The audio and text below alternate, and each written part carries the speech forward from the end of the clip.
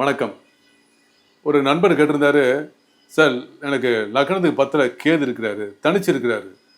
எப்படி இருக்கும் சார் லைஃப்ன்னு கேட்கும்போது, அவருக்கு கேட்டவருக்கு வயசு 70 வயசு.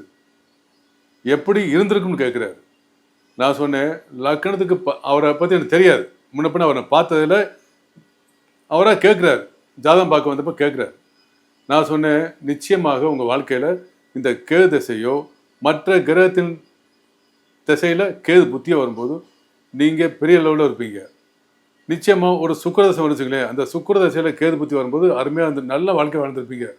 சுக்கிரதசை நன்மை செய்யக்கூடிய காலமா இருந்து 20 வருஷம் நல்லா இருந்தா கூட, சுக்கிரன் கேது சாரம் வாங்கியிருந்தா, லக்னத்துக்கு 10ஆம் இடத்துல இருக்கக்கூடிய கேதுவின் சாரத்தை சுக்கிரன் வாங்கி திசை நடத்தினா, மிக நல்ல நிலைமையில உச்ச நிலைமையில புகழோடு இருந்திருப்பீங்க.